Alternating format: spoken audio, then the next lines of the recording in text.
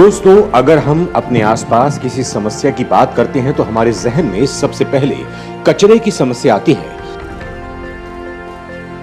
जो कभी साफ होता नजर नहीं आता।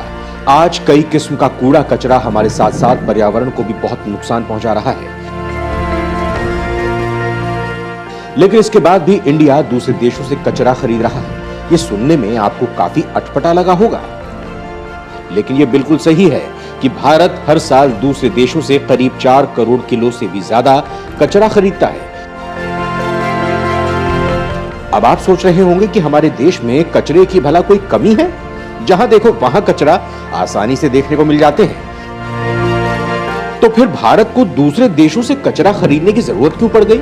आखिर भारत इतने कचरे का क्या करता है? यहाँ तो पहले ही कचरे के ढेर हैं, तो चलिए हम आपको बताते हैं कि आखिर ऐसा क्यों है। इस वीडियो में मैं आपको कचरे को लेकर जो प्लानिंग की जा रही है उसके बारे में बताऊंगा, जिसे जानकर आप हैरान रह जाएंगे और ये सोचने पर मजबूर हो जाएंगे कि क्या कचरे से भी ऐसा कुछ हो सकता है। तो दोस्तों, वीडियो को बिना स्किप किए अंत तक जरूर देखिएगा।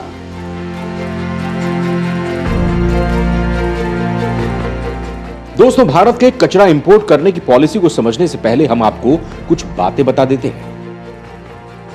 दोस्तों, आपने अपने आसपास सड़कों का जाल सा बिछा देखा है? जहां देखो हर जगह सड़कें बनती जा रही हैं, जो हमारी ही सुविधा के लिए बनी हैं।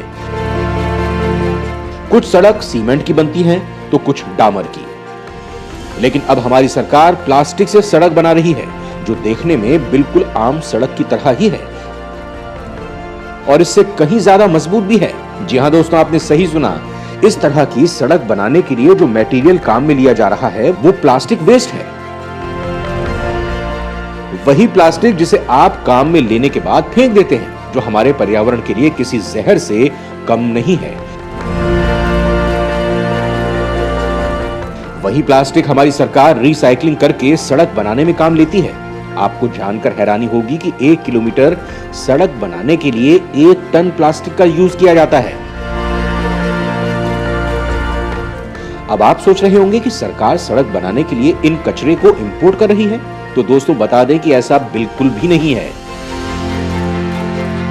दरअसल इंडिया के गार्बेज इंपोर्ट के पीछे 1-2 नहीं बल्कि कई बड़े रीजन हैं। यहाँ यही सोचने वाली बात है कि अगर इंडिया इतने बड़े लेवल पर कचरा इंपोर्ट कर रहा है तो जरूर इसके पीछे बड़े कारण होंगे, तभी तो वो बाहर से भी कचरा मंगवा रहा है। इन कचरे को इंपोर्ट करना इंडिया के लिए बहुत ही प्रॉफिटेबल है। दोस्तों, भारत का कचरा इंपोर्ट करने का जो दूसरा रीजन है वो आपको हैरान कर देगा, क्योंकि इस बारे में शायद ही आपने सोचा होगा। ये कचरा जो दूसरे देशों से आता है, उस सभी कचरे को सड़क के लिए ही रिसाइकिल नहीं किया जाता, बल्कि इसे छांटकर कपड़ा भी तैयार किया जाता है।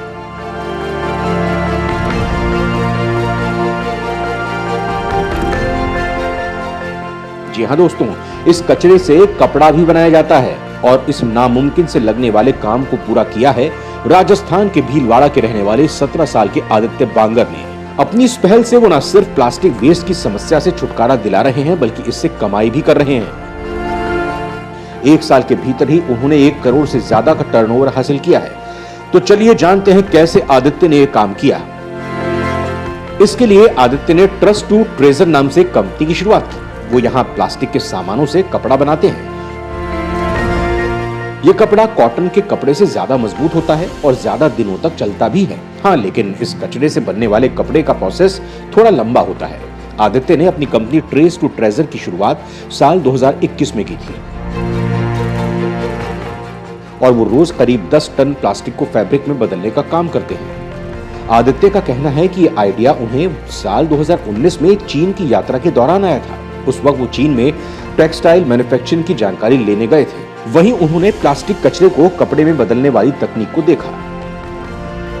इस तकनीक से आदित्य इतने प्रभावित हुए कि उन्होंने भारत में इस तरह के प्लांट को लगाने के बारे में सोचा और इसमें उन्हें कामयाबी भी मिली। आदित्य ने बताया कि कपड़ा बनाने से पहले प्लास्टिक को छांटा जाता है, जैसे प्लास्टिक की बोतलों से ढककर निकाले जाते हैं और उन्हें फिर साफ किया जाता है।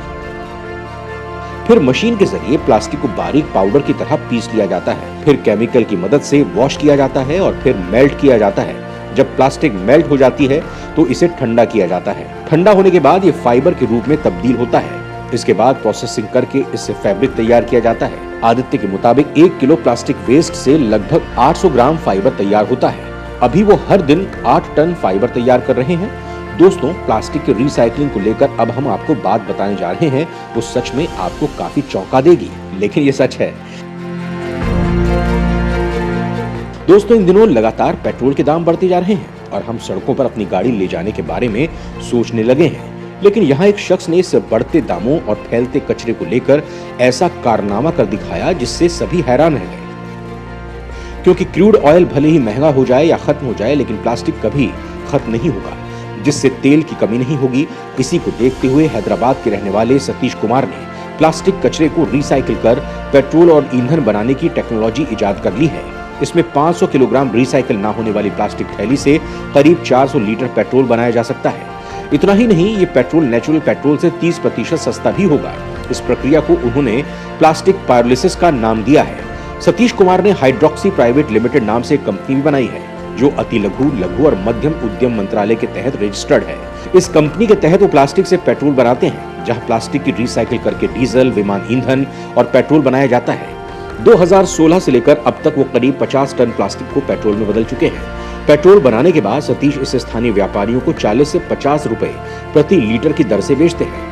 कचरे से सड़क, कपड़ा और पेट्रोल बनाने के बाद अब एक और चीज ऐसी बनाई जा रही है जो आपकी सेहत से जुड़ी है, वो है ऑर्गेनिक खाद। असम में रहने वाले संजय गुप्ता वेस्ट मैनेजमेंट को लेकर काम कर रहे हैं। स्विट्जरलैंड की अच्छी खासी नौकरी छोड़कर वो पिछले 3 साल से भारत में वेस्ट मैनेजमेंट को लेकर काम कर रहे हैं। असम में वो घर घर जाकर लोगों के यहाँ से कचरा कलेक्ट करते हैं और फिर उससे ऑर्गेनिक खाद तैयार करते हैं। इसे लेकर उन्होंने 100 से ज्यादा लोगों को इस रोजगार से जोड़ रखा है और वो खुद भी लाखों रुपए की कमाई कर रहे हैं। वहीं दिल्ली में रहने वाली कनिका आहूजा भी उनमें से एक है, जो न सिर्फ कचरे की समस्या से छुटकारा दिलाने की पहल कर रही हैं, बल्कि इससे eco friendly bag, purse, fabric product और हैंडीक्राफ्ट आइटम्स की मार्केटिंग करके सालाना 50 लाख रुपए की कमाई भी कर रही हैं। उन्होंने 200 से ज्यादा लोगों को रोजगार से भी जोड़ा है। दोस्तों, ऐसा नहीं है कि भारत ही पूरी दुनिया का कचरा खरीदता है। दूसरे देश भी रिसाइकलिंग को लेकर काफी सारे काम करते हैं, जिसमें चीन, स्वीडन जैसे देश भी शामिल हैं। लेकिन ज्यादातर देश भारत में ही कचरा बेचना पसंद करते हैं, क्योंकि यहाँ इंपोर्ट करना उन्हें आसान होता है। वहीं भारत की बात करें तो ये रिसाइकलिंग को लेकर काफी सारे काम कर रहा है। लेकिन दोस्तों, जहां ये हमें फायदा पहुंचा रहा है, वहीं इसके कुछ नुकसान भी हैं। क्योंकि जरूरी नहीं है कि सभी कचरा खरीदना हमारे लिए फायदेमंद होता है, क्योंकि कुल कचरे का लगभग 15% भाग ही काम में लिया जाता है, बाकी वो भी वेस्ट होता है। इसके साथ ही रिसाइकलिंग के दौरान काफी सारी हानिकारक गैस भी निकलती हैं, तो पर्यावरण के लिए वो सही नहीं है। ऐसे में सवाल यह उठता है कि क्या इस तरह के कचरे को रिसाइकिल करना कहां तक सही है, क्योंकि भारत अपने खुद के कचरे से ही निजात नहीं ले पा रहा है और फिर दूसरे देश का कचरा यहां आना कहां तक सही है।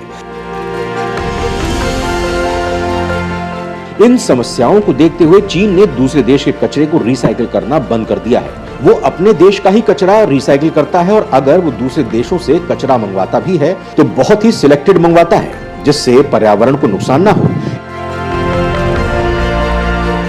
इन सबको देखते हुए भारत के लिए भी यही सही है कि वो पहले अपने यहाँ के कचरे को रिसाइकिल करें, ताकि यहाँ का ढेर कम हो सके। उसके बाद वो विदेशों से मंगवाएं, नहीं तो हमारा देश एक कचरे का ढेर बनकर रह जाएगा।